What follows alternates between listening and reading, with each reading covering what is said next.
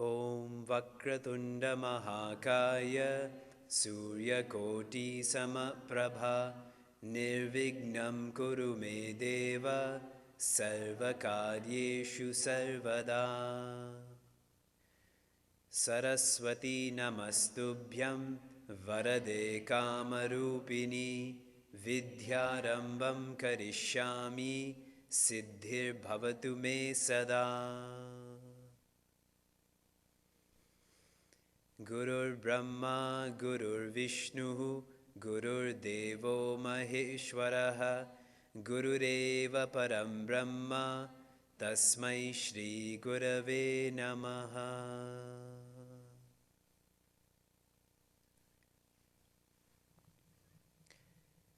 A gentleman is in Madras, back in the day, Chennai. And he's on a train compartment, checking to see that all the food that is going to go from Madras to Delhi is there. And as he's checking everything is good.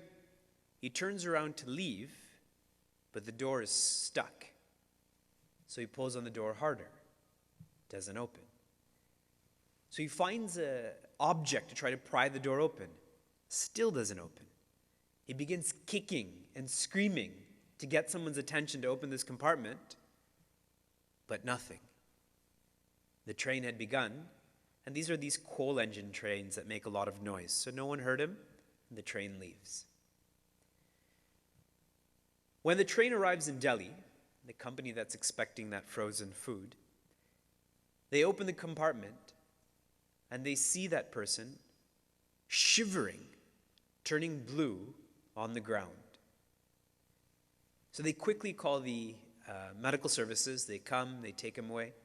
They also have to call the police that they suspect someone of foul play. The police come, they're doing their investigation, checking the locks, fingerprints, all of the CSI business. One police officer, as he's doing his investigation, tells everyone to stop. Everyone turns to him confusedly. Why? He says this person was not paralyzed because of cold temperature, because of hypothermia. Because that day, the refrigeration in that compartment was not working. This person believed that he would freeze, and his body simply followed suit. And as we hear this, we believe that this is a story. Very similar to, we believe that death is a story. Once Yudhishthira was asked by a special type of being, what is the greatest surprise or the greatest wonderment in life? And Yudhishthira responds that all the time we see people around us that are dying, yet we never believe that we will die. That death is a story for us. We think, speak, and act like we will be immortal. But this gentleman who was paralyzed due to what he believed, this is actually our story. We may not work for such a company, we may not be on such a train, but you and I are perpetually paralyzed by exams. Exams that are going to come, assignments. We're paralyzed by that. When it comes to studying, what do? Close the books. I can't do it. The next day morning I'll do it. Oh, can't do it the next day morning either. We're paralyzed by presentations we have to make in our workplace. Hiring someone, firing someone, sharing an idea with someone. Social scientists say that the second greatest fear humans have is public speaking. That paralysis. We are perpetually paralyzed by our relationships as well. That there may be conflict in the relationship. What will I do then? Or if the conflict is developing, I don't want to talk to that person. I just want to avoid that person. Whatever the reaction may be. This is our story. And the cause of all of this paralysis is fear. That is the cause of all of this shutting down. And where there's a cause, naturally there'll be an effect. What is the overall general umbrella effect of fear? Failure. When someone has fear when they're studying for an exam or writing an exam, does it make them better? When someone has fear when they're speaking in public, are their thoughts more clear then? Are they more humorous? Do people like them more? In a relationship, does someone want to be with a scaredy cat? With a wimp? Using that fear analogy? This is the effect, failure. Even take driving.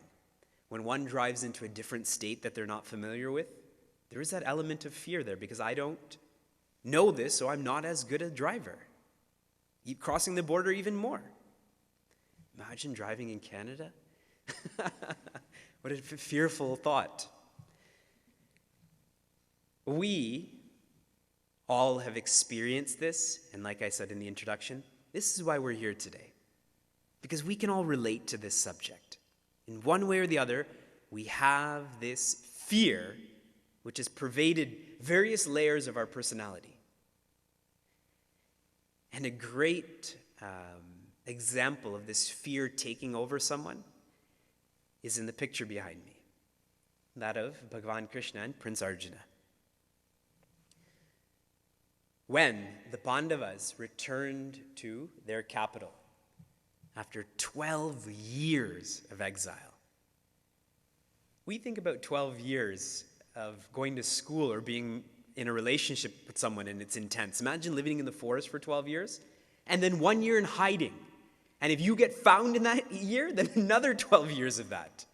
1 full year of hide and go seek, imagine. So they come back to their capital and they humbly say, can we have our kingdom back? This is ours. And Duryodhana says, no. Dhritarashtra, the king, supports that, says, what do you mean your kingdom? You've been gone for 13 years. How can you claim that? Like Indian ownership. You just start living there and say it becomes yours. So then Bhagavan Krishna, who's the diplomat in this circumstance, says, okay, let the Pandavas have 5 villages. 5 brothers, let each one have a village. No. 1 village with 5 homes. I will not give them as much land as is in the tip of a pinhead. And at that point, the war had to take place. And when I share this narration with Balavyar students, they're so fascinated, and they ask, so did they ask for 1 home with 5 rooms then? Very logical. So as this war is being declared, it's Yudhishthira, the eldest brother. His name means Yudhishthiraha, the one who's firm in battle. He says, forget about it. We already know how to live in the forest. Let's just live in the forest. And it is his brother Arjuna who reminds him that we are not fighting for the kingdom. We are fighting for dharma. That if these people lead, what will happen to everyone? So Yudhishthira says, yes, we need to go ahead with this. Now we're in Kurukshetra. Put yourself there, northern India. On the Pandava side, those who are selfless, 800,000 people are arrayed here, with elephants, with horses, cavalry, etc. The selfish side, 1.2 million people are arrayed here. That's the core of us. So 2 million. I believe that the standing army of China right now is 2 million. But keep in mind, China has a population of 1.2 billion. Back in the day, I don't even think there was 1.2 billion people in the world. So for 2 million people to be in one place, imagine the immensity of that. And Prince Arjuna picks up his bow, his Gandiva. And he's talking to his charioteer. And imagine I'm talking right here and I pick up my mic and start talking to you one-on-one. Right? It shows I'm ready. I want to talk. So he picks up his bow and tells his charioteer. And his charioteer is Krishna to him.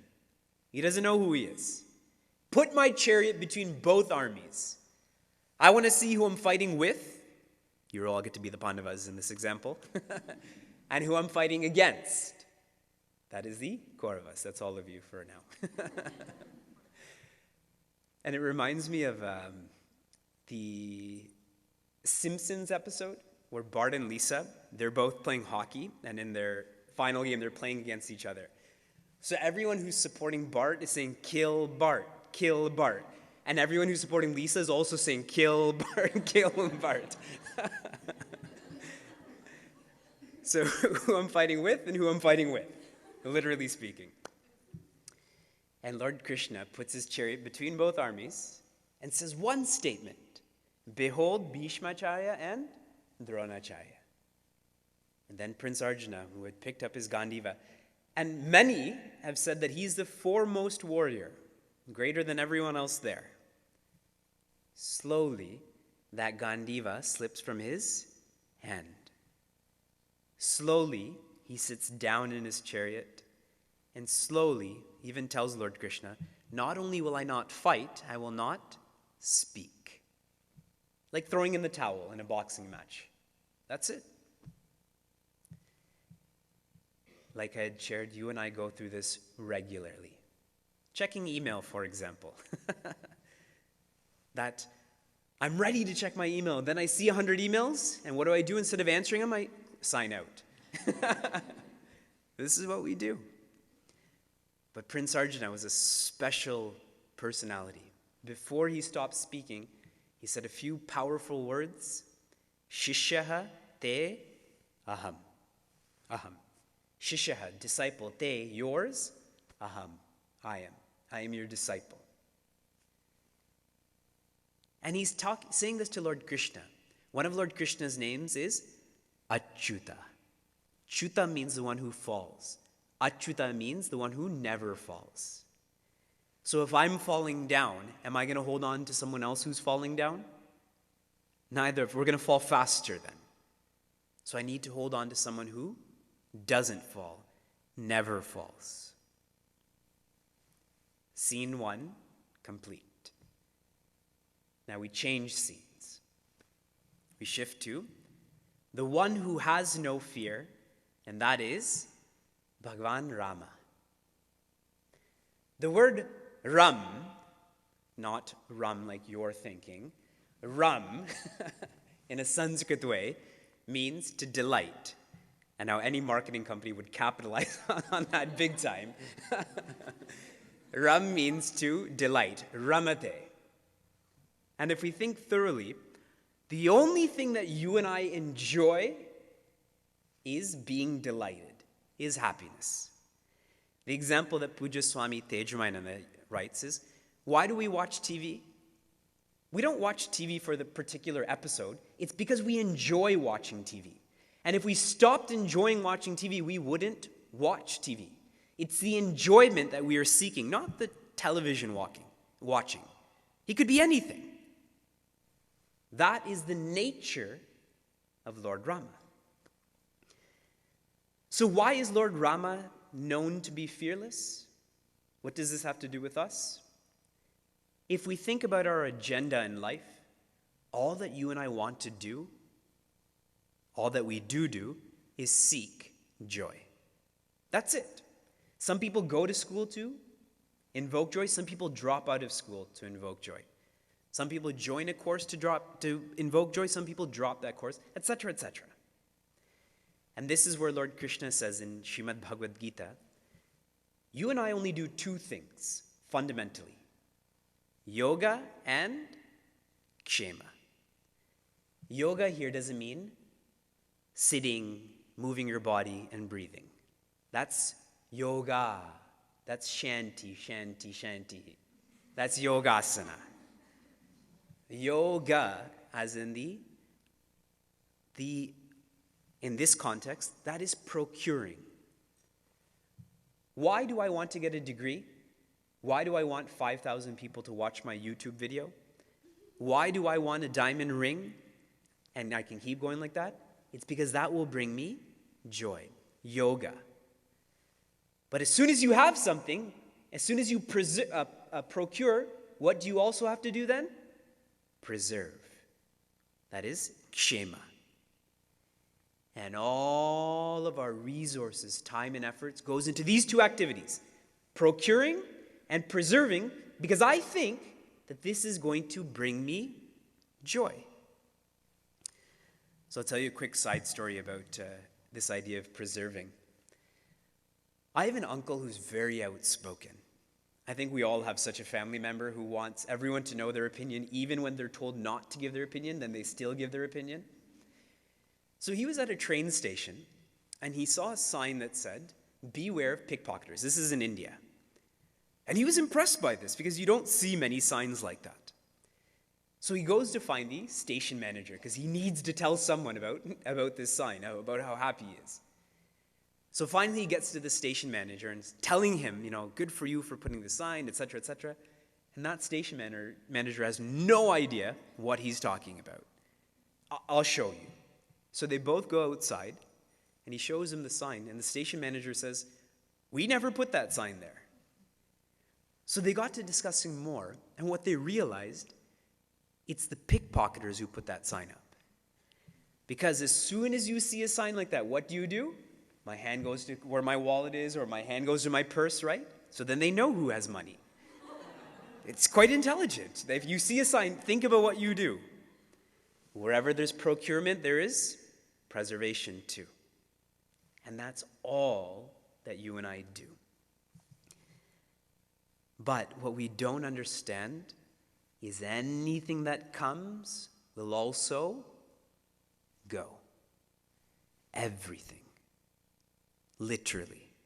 My body, your body, the weather, this building came. At a certain period of time, this building will go. Everything comes and goes. When I don't live accordingly, it creates dependencies instead of delight.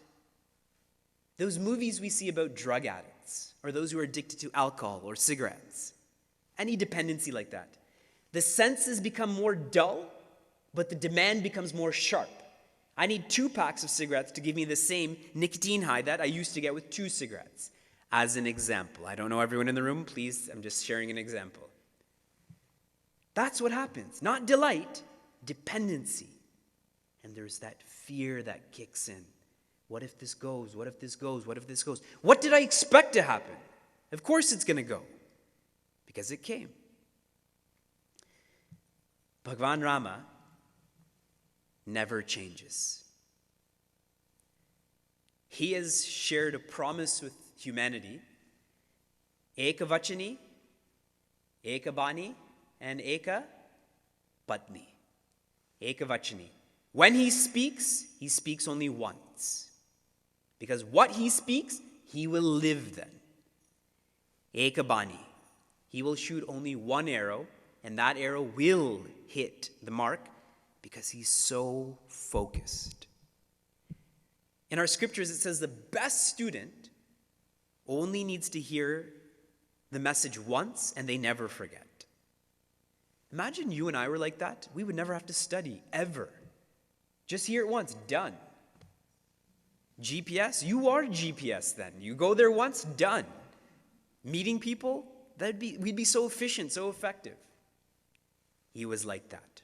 One arrow. And Eka Patni, only one wife. That he was so immersed in devotion to his significant other. This is the promise that he made, and he never changed from that. It's not like he had one wife and was thinking about other people. That is the promise that he made. He never changes. This is why he's fearless. Now, for you and I, with significant others, do we ever only think about our significant other? When it comes to studying, are we only studying? No email, no phones, no thinking about what my result is going to be? Eka Vachani. No need for me to elaborate. The example that Puja Swami Tejamayana gives, he says, imagine someone told you to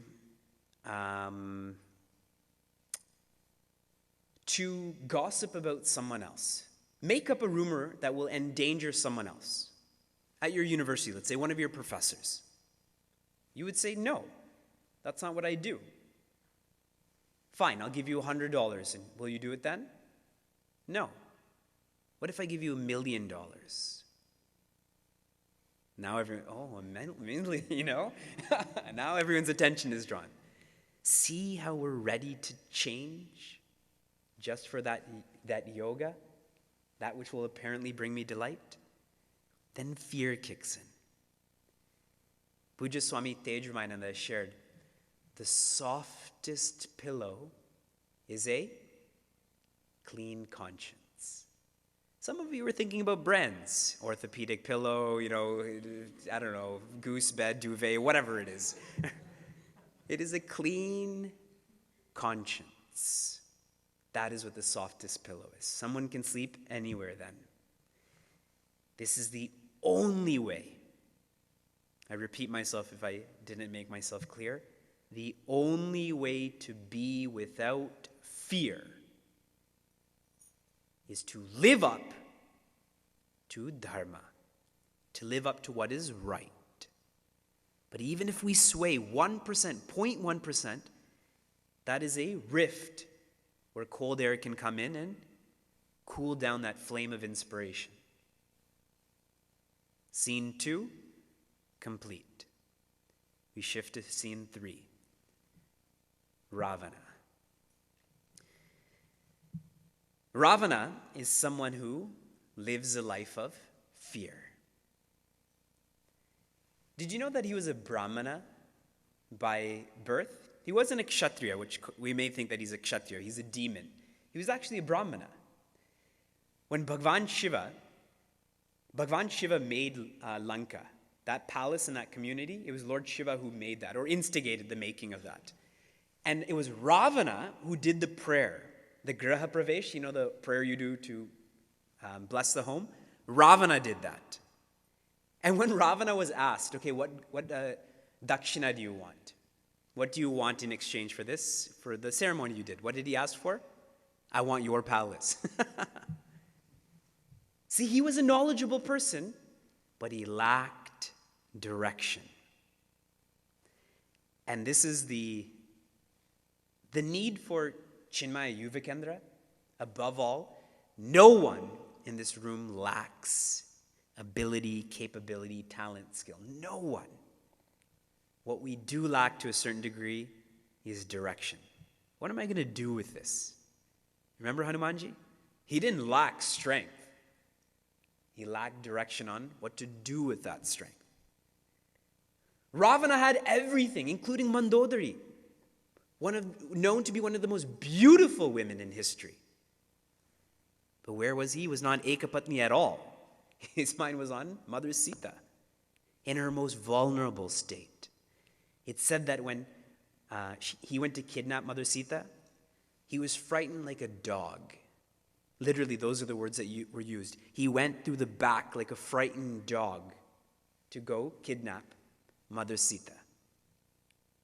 That's the element of fear. He was advised many times to give up who he had kidnapped, meaning let go of that fear, but he couldn't let go.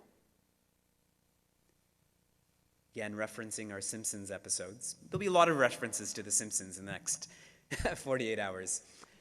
So Homer goes to a pop machine at the nuclear power plant. The pop is coming out, but it doesn't come out completely, so he puts his hand in the pop machine, and it gets stuck there. So he's making a big commotion, and they call in the firefighters, and they have the jaws of life. They're about to cut open that machine. And one of the firefighters asks Homer, Homer, are you still holding on to the pop? And he says yes, and he lets go and just walks away. That's like Ravana. He just couldn't let go of that fear, but he was doing it. He could have easily had brought her back. Being Rajasic is not enough. Many of us are Rajasic, and we're proud of that. But it is not enough. It's like in the athletic forums or academic forums, we say, oh, it's a good stress. No stress is a good stress. A good stress is better than a tamasic stress, sure.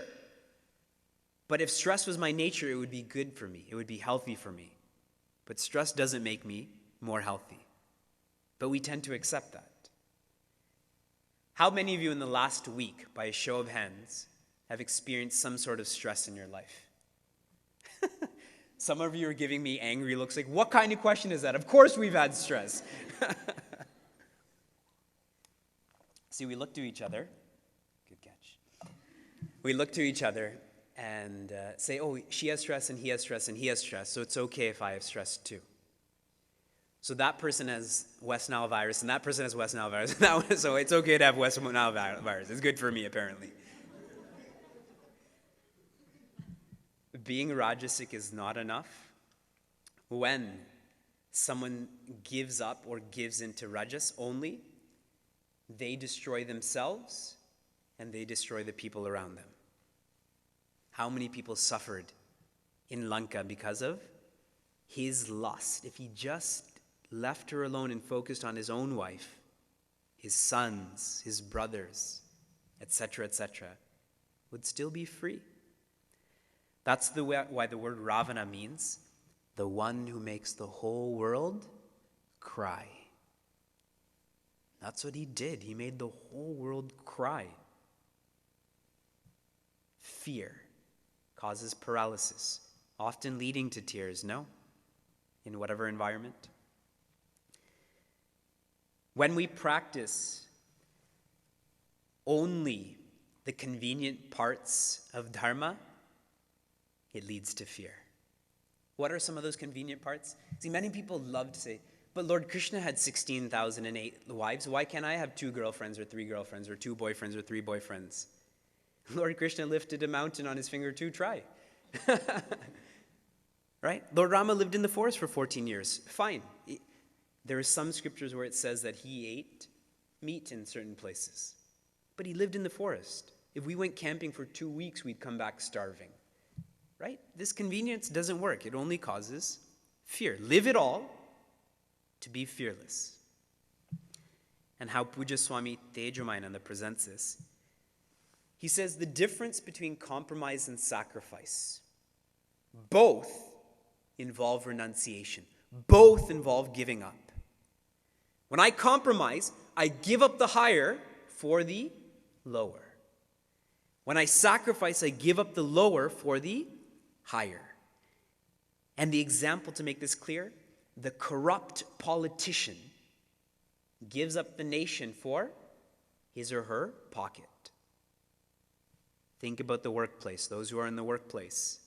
That do we give up the fate of that company for my own paycheck? Those who sacrifice, the noble patriot gives up his or her pocket for the nation. And we're going to study a lot about that this in a little while, about the need to start thinking bigger. Otherwise, fear will be bigger than we are. So Ravana, scene 3, now complete. We shift to scene 4. In Lanka Kanda, also called as Yuddha Kanda, where this battle is taking place, Ravana's many relatives have now been crushed.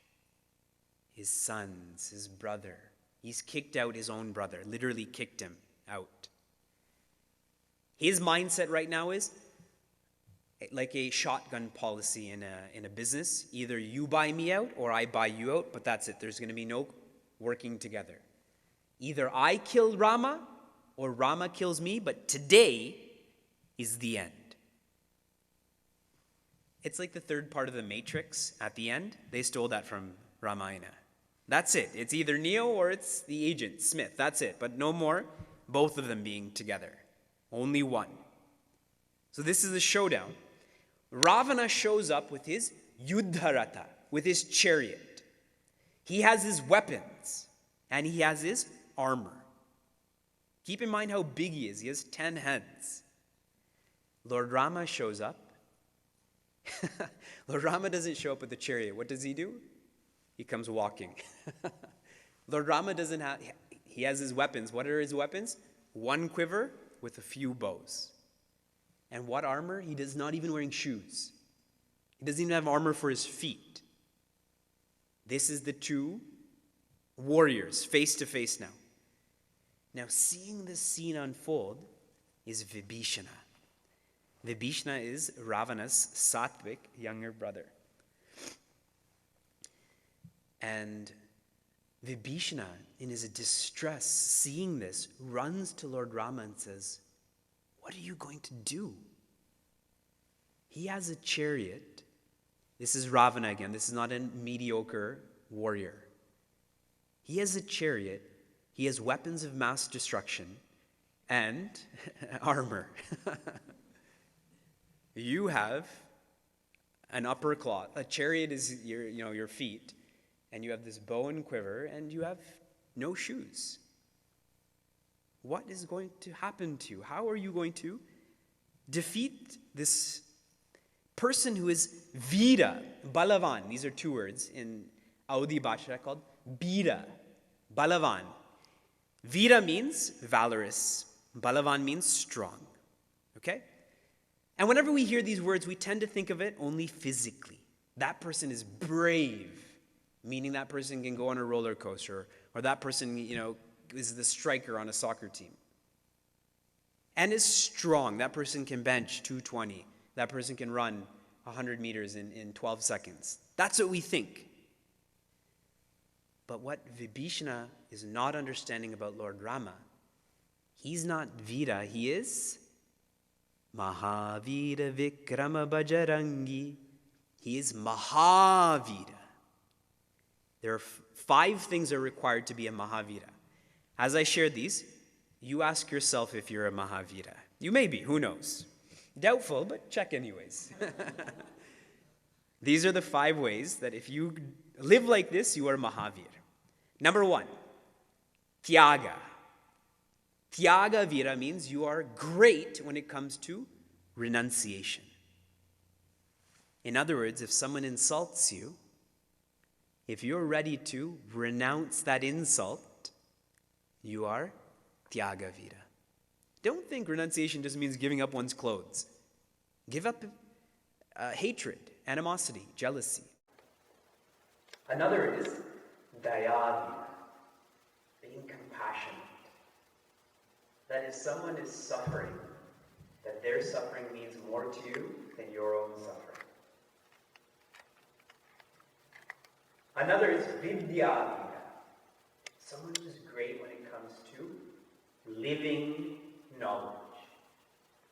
Just because someone memorizes stuff, that doesn't mean that they're a knowledgeable person. Living knowledge. Application.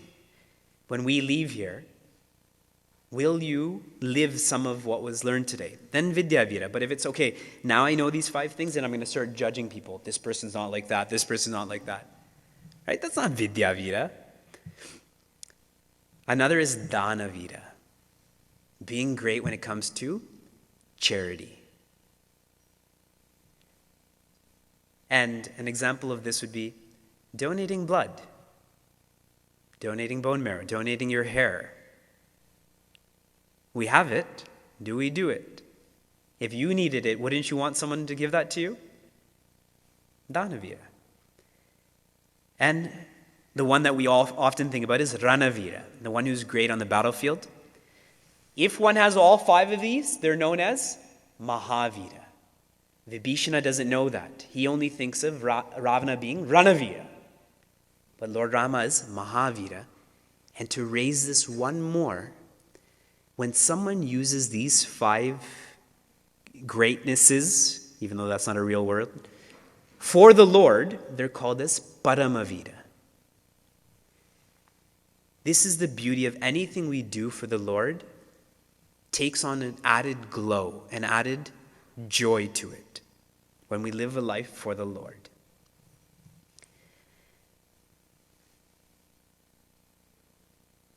Scene 4 is now complete. We shift to scene 5. And we haven't gotten into the text yet. Soon, it's coming. Now many of you are thinking, why are we studying Vibhishana Gita? This happened not even in this yuga. This happened 2 yugas ago. Not even 1 yoga ago, 2 yogas ago. Why are we studying this?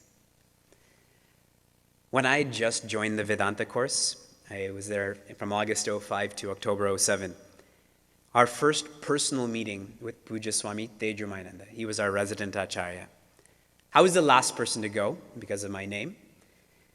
And I sat in his kutia at his feet and I said, no, I didn't say, Swamiji said to me, at that point he was Swamiji to me, so Vivek, what's on your mind? And I told him, Swamiji, I've never lived in an ashram before. I don't know anyone who's lived in an ashram. So I have no idea if what I'm doing is right or wrong. And he laughed and said, if you were doing anything wrong, I would have told you. So I imagined myself going, phew, I'm still here, so far, so good. My second question was, how do I make more of this experience? How do I be a better student? How do I be a stronger brahmachari? And he said, study the scriptures. They are a mirror to your personality. And at that time, again, the immaturity of myself, not that I'm much different now, that I thought, okay, he didn't want to answer my question. He was tired, so he gave me this poetic answer and said, think about it. But with further reflection, I did realize that I am Prince Arjuna. You are Prince Arjuna. We are the characters of our scriptures. Sometimes we are Ravana. Sometimes we are Rama. Sometimes we're Draupadi. Sometimes we're Kunti. Sometimes we're Gandhari. This is who we are. This is our story. The scriptures are a map. Like we use Google Maps actually sent out a car to take pictures. You can see your home on Google Maps. It's pretty scary and cool at the same time. What is the map? What is the scripture? It is the life and teachings of someone who was here in fear and traveled the path to freedom. So if I want to we came from Niagara Falls to Burlington to Ann Arbor, and if we didn't have a map, we wouldn't have been able to get here. But our friend Google brought us here. On that note, I'll tell you a Google joke. One of my batchmates had sent this email. He said he was watching a Tamil movie, and the villain and the hero, were arguing with each other. And the villain says to the hero, I'm going to hit you so hard that even Google won't be able to find you. What classic Indian jokes. You know, how can you not laugh at that? So the life and teachings of those who were fearful and became free is documented in our scriptures. That's what the scriptures are. And one more way to think about this. When you buy an iPod, an iPad, an iNano, a car, a DVD player, a computer, whatever it is, it always comes with an instruction manual. And the company you bought it from gives you the instruction manual. Acura doesn't make the warranty for a Chevrolet car. Acura makes it for Acura cars. Now, you and I are created. This is creation, so there is a creator. The creator also gave an instruction manual on how to make best use of this experience. What is that instruction manual called? Ramayana, Bhagavad Gita, Upanishads. These are the instruction manuals. If I follow these instructions, I will be free. If I don't, fear.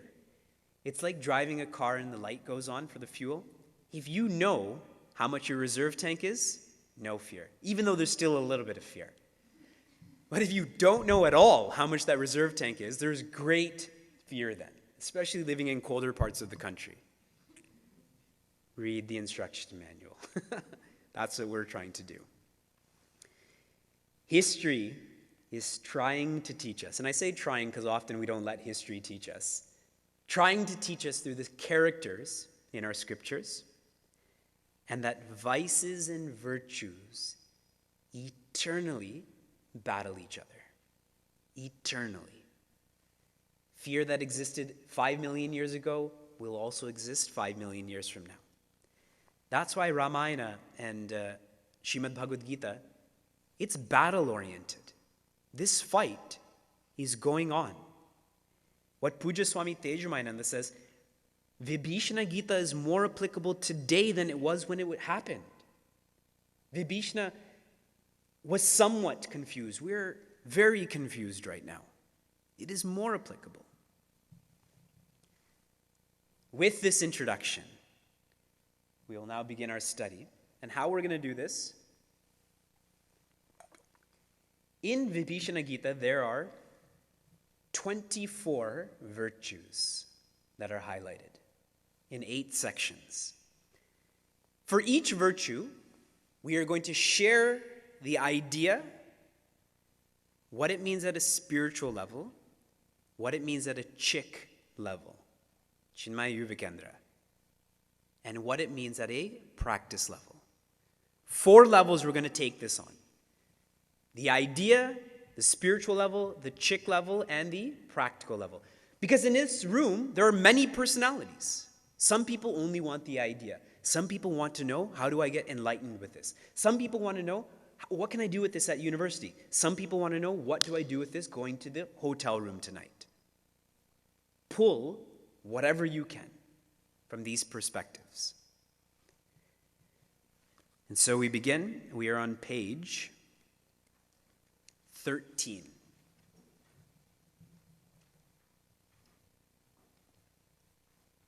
How are we going to chant this? We'll chant together. Try to keep the beat that I tried to keep as well. I'm not an expert in any way. Try to keep the beat, okay? That's a good hip-hop term. Try to keep the beat. Thank you. Page 13. Ravanurathi birata raghuvira dekhi bibhishana bayu adhira adhika priti man bhasandeha bandi charanakaha sahita saneha nathana ratana hitana padatrana kehi bidi jita babira balavana sunahu sakha kripa nidhana Jahi Jaya Hoi So Sandana Ana. This is where Lord Rama begins to tell Vibhishana about this chariot. He begins to tell Vibhishana that, yes, Ravana is a Vira. Ravana's chariot is like this. Ravana has this armor. Ravana has these weapons. But I too am on a chariot. I too have weapons. I too have armor. So this, what we just read, was introduced to you already. Now what is this Dharmarata made up of? Page 17. Again, we'll read together. Sauraja dhiraja tehi rata chaka satya shila dhrida dvaja pataka balabibeka dama parahita ghore Chama kripa samatara jujore. This Dharmarata begins with the wheels. First section, the wheels of the chariot. Just like a car needs wheels, tires, to move forward. If you don't have tires, then that car is not going anywhere. So too, for you and I to move past fear, to move through fear, to move beyond fear, there has to be wheels. In this spiritual journey, one of the wheels is sauraja, or courage. First virtue is courage. And at a spiritual level, what that means is the strength to face challenges. And when we study the next wheel, you'll see why this point is made. These are outer challenges that we need the strength to face. The strength to face outer challenges. And as we've often heard, beauty is in the eye of the beholder, isn't it? One person's trash is another person's. So when one person sees an obstacle, another person sees an opportunity. Whenever facing outer challenges, remember It is just a perspective. The perspective you're looking at it from is you see a challenge. But if you see it from another perspective, it is not a challenge. It is whatever you want it to be. And often, why outer challenges control us is because our focus is on results. I need this yoga because then I will be delighted. I will be Rama. But we don't control the results. Make this more clear. We were having a CHYK discussion, and afterwards we ordered pizza and we were playing Taboo. And we were all enjoying ourselves. It was random teams, everyone's on opposite teams. Then as a social experiment, and I didn't tell everyone this, I said, let's do girls against boys. And let's put a wager on this. Whoever wins doesn't have to pay for the pizza. And we played. And since it's Chinmay Mission, we tied. But then I asked everyone, how was the game the second time when we played with the competition? And everyone said we stopped enjoying the game. This is a random evening that we did this. When our focus is on the results, those challenges remain as challenges. But when I let go of the results, they're not challenges. This is at a spiritual level. What this means at a CHYK level. Every challenge is only training. Remember when Bruce Wayne goes to meet Ra's al Ghul? And he was talking about the hardships that he's going through, and he says, this is your training. You know, Bruce Wayne thought of this as a challenge, getting to that mountain, bringing that flower, etc. But Ra's al Ghul is trying to show him that this is your training. So every challenge we face in school, in the workplace, in our relationships, this is only training. We often think that we want the world or the outside to be perfect, but the world is never going to be perfect in the way that I expect perfection. I insist on perfection.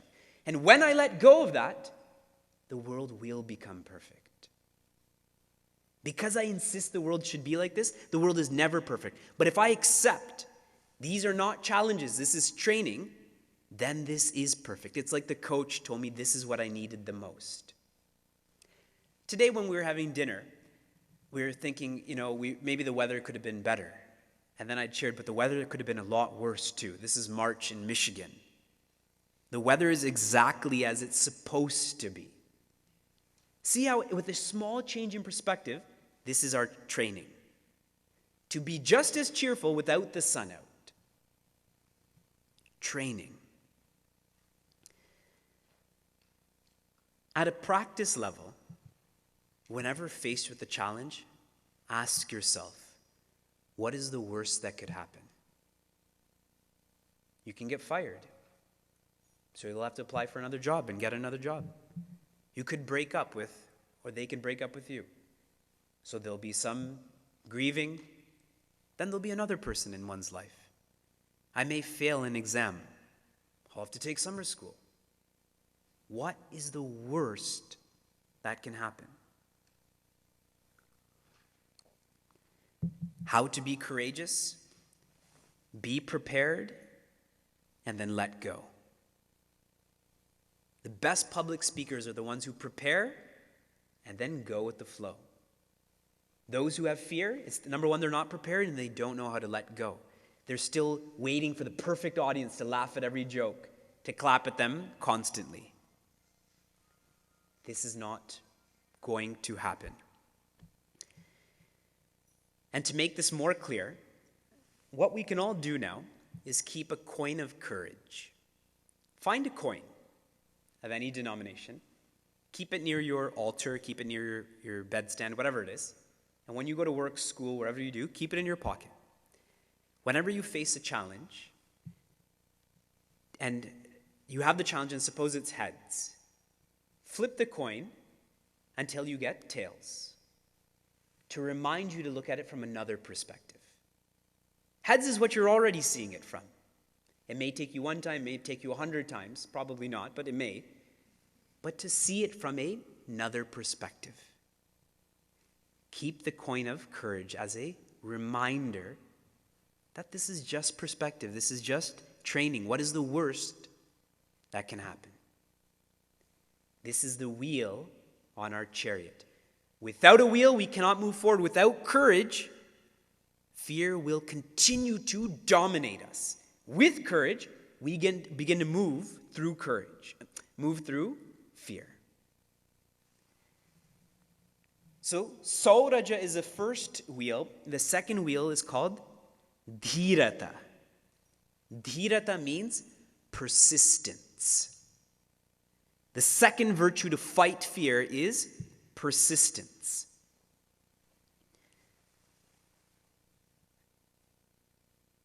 When you and I are using the internet at home with our phone and something doesn't download the way we want it to download, what is our reaction? What kind of life is this? What kind of world do we live in that it doesn't come instantaneously? Right? In our own lives, our time frames are becoming shorter and shorter and shorter. I expect to go through security faster. I expect to fall in love faster. I expect to get a job faster. I expect to lose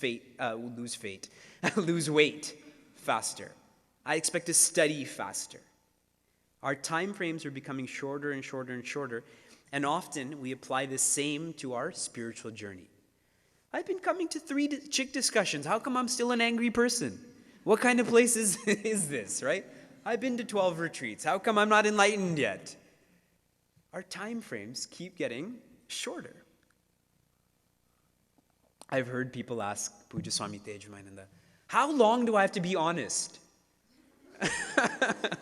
How do you respond? 5 minutes, then you're done. Then do whatever you want to do. Right? What kind of question is that? The idea for persistence is to, we all know what persistence means, at a spiritual level, it is the strength to face inner challenges. Sauraja was outer challenges.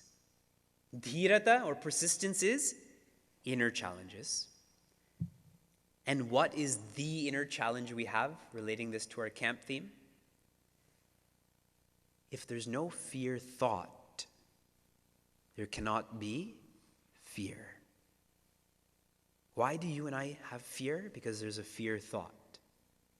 If we simply let go of the fear thought, there cannot be fear. Think about that a lot. That proverb, there's nothing to fear but fear itself, is the most true proverb. It's just a fear thought. Let it go. There can't be fear.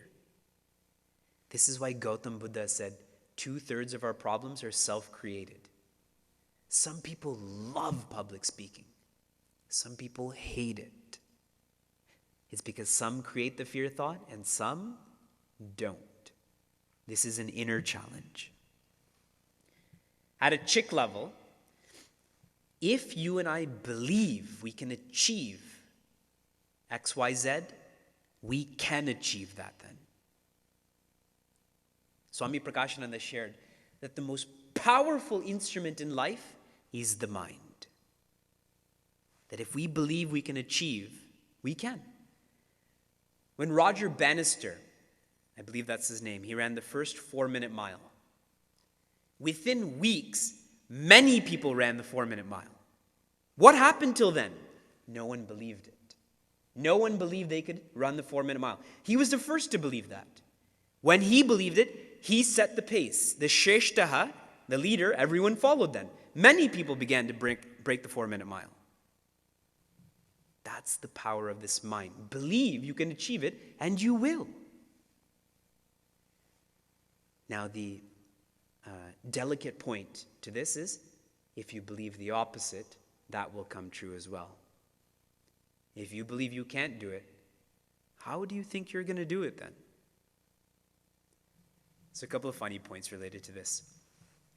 I was once in a satsang, and it was an inspiring satsang, and at the end I said, "We can," and everyone yelled, "We can," and I said, "We must." Everyone yelled, "We must," and I said, "We will," and a boy in the front goes, "We wish." Right? It's, what is our belief system?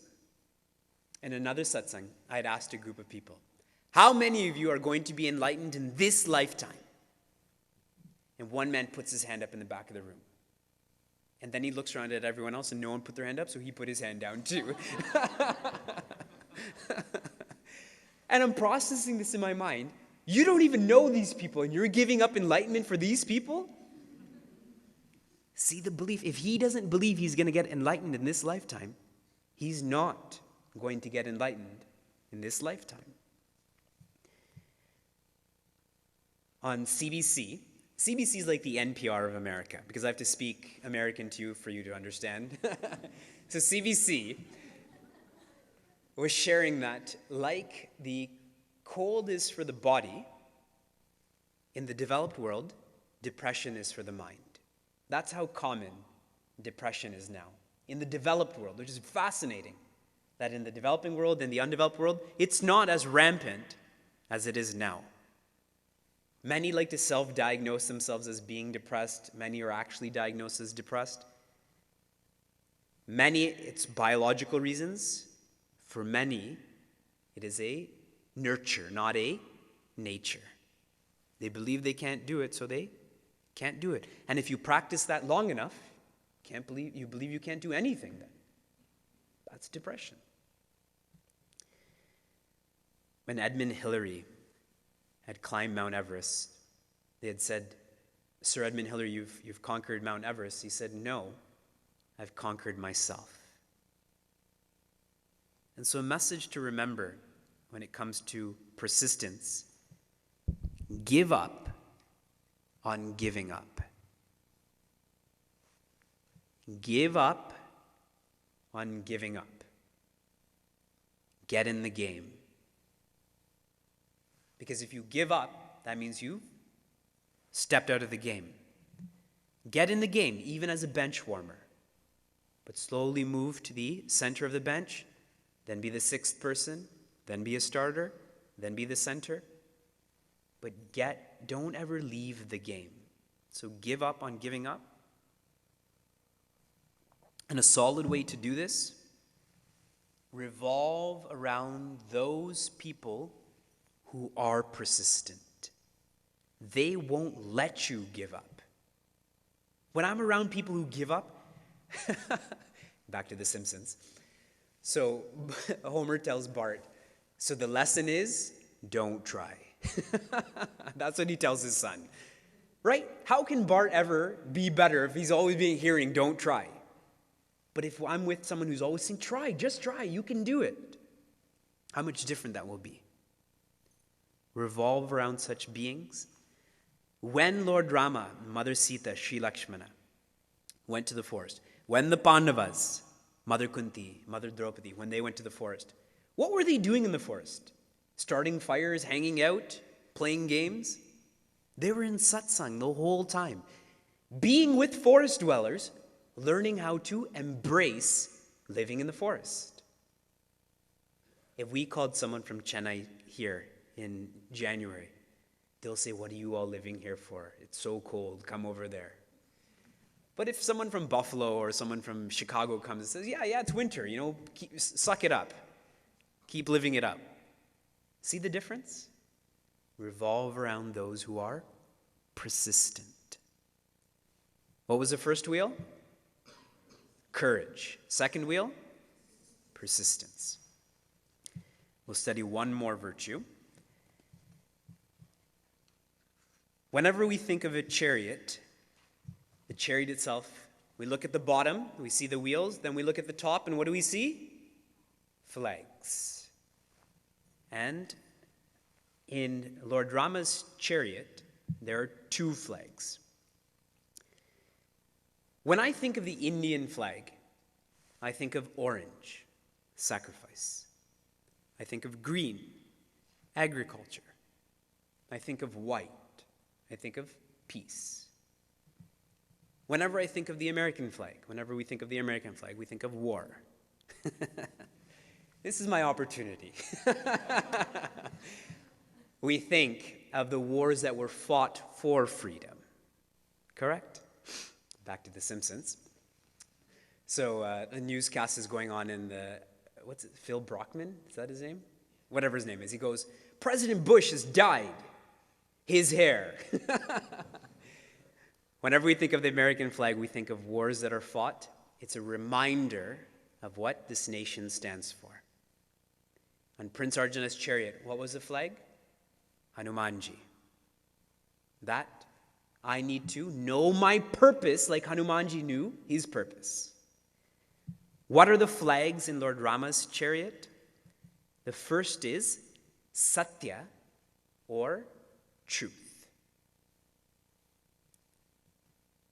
In Bharat we say, Satyameva Jayate. The truth alone wins, not the untruth. That's the follow-up part. Whenever we think of the truth, we have this preconceived notion of what the truth is. Whenever we think of truth, we think of the spoken word. You told the truth, or someone tattletales on you. That person told the lie. But that's all we think of when it comes to the truth. But at a spiritual level, it's much higher. When I don't live up to my belief, then I have lied. I have not lived truth. If I believe this is right and I don't live up to that, that's a lie. If I believe that I only need 2 rotis and I eat 3, that's me living not satyam. It's much more than the spoken word. It is comprehensive. When we live up to our beliefs, we are safe. These flags represent, the first one represents safety. I'll tell you what the other one represents when we study it. So from a CHYK level, think big picture. What does it mean to live a life of truth? Think big picture, and specifically long term.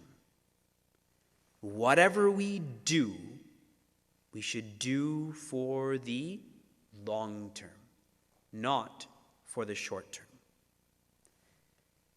I'll make this more clear. If you've studied traffic, the phenomenon of traffic, it's often not because of accidents or even construction.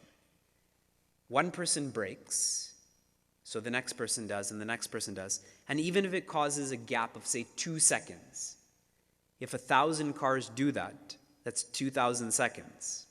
If 1,000,000 cars do that, think about how just a small braking causes such a chain reaction.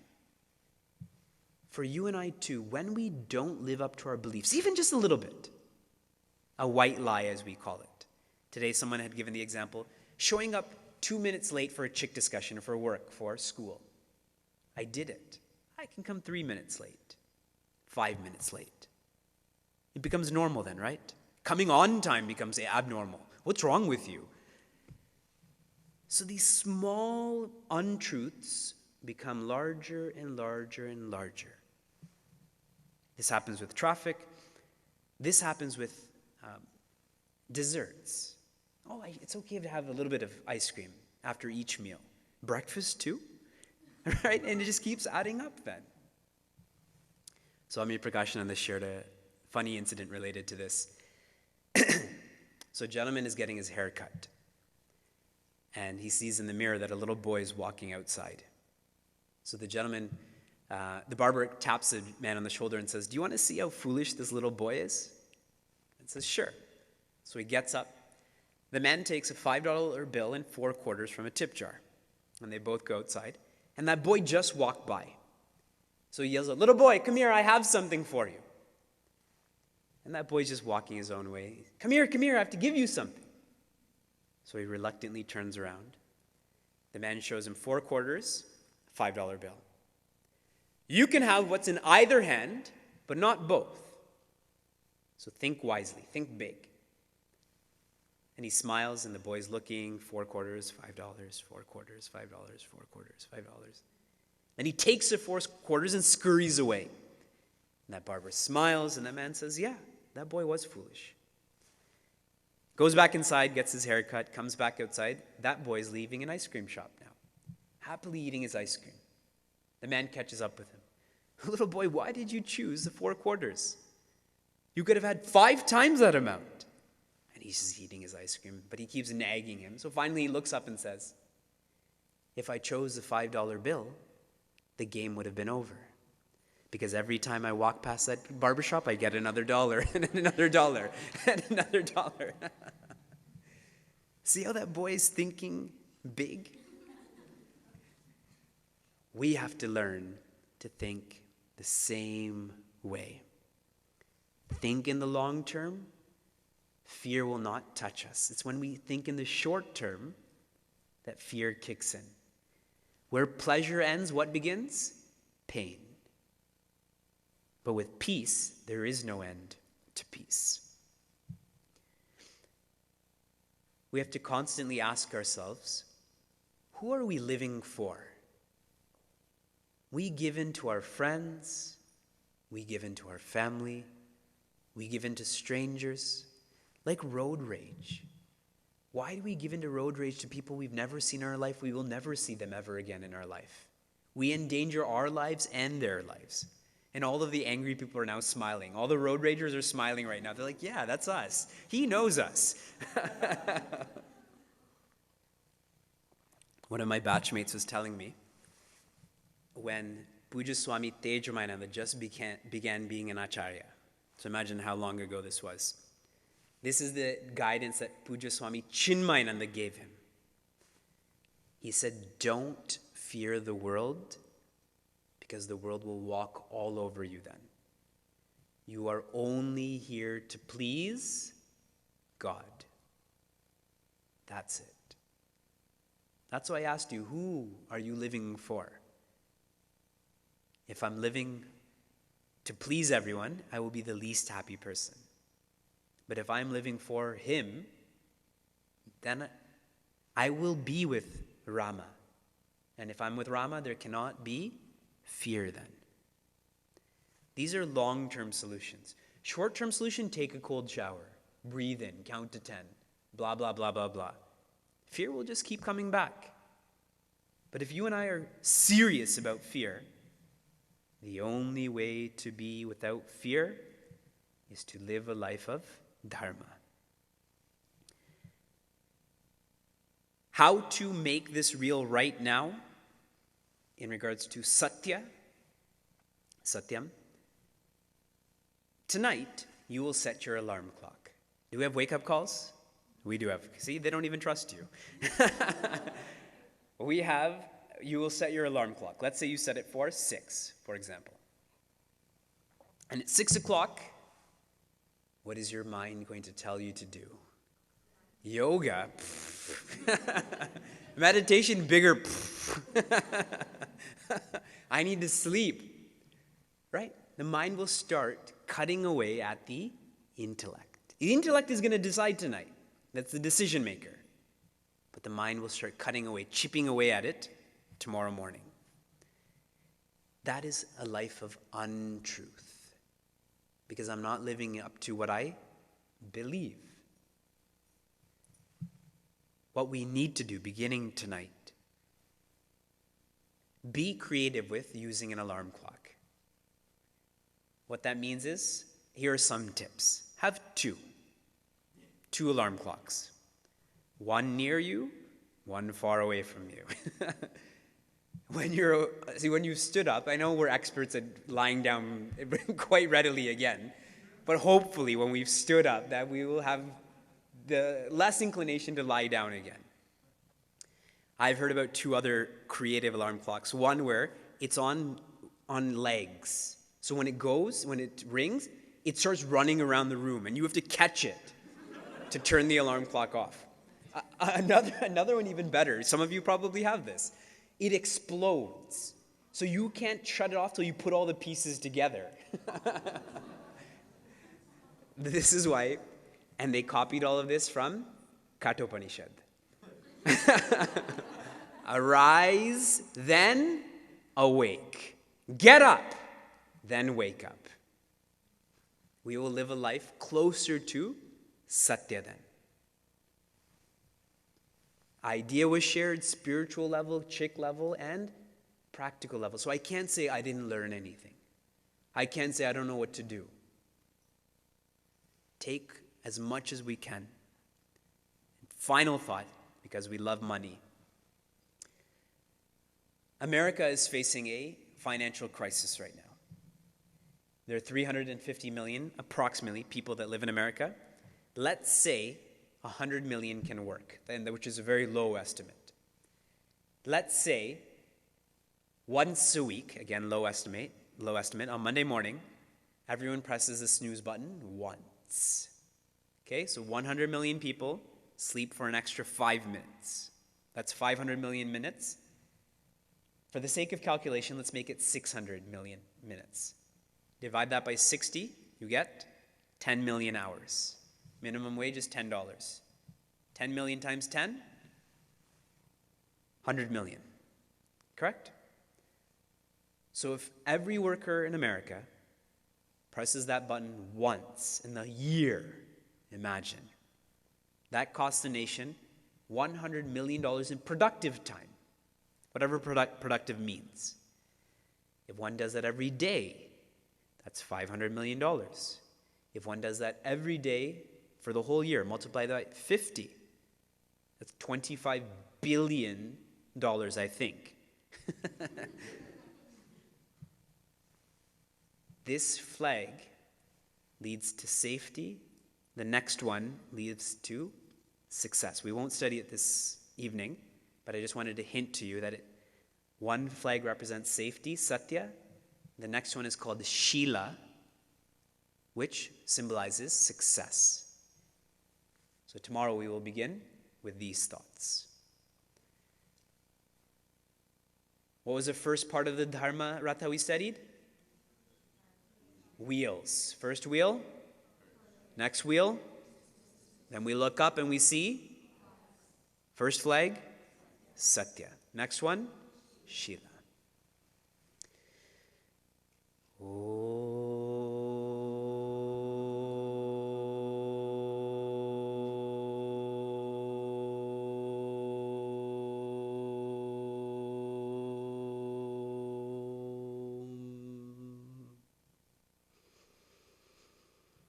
Sarve bhavantu sukhinah, sarve santu niramayah, sarve bhadrani pashyantu, ma kaschid dukkha bhag bhavet. Om shanti shanti shanti. Harihi Om Shri Gurubhyo Namaha. Harihi Om.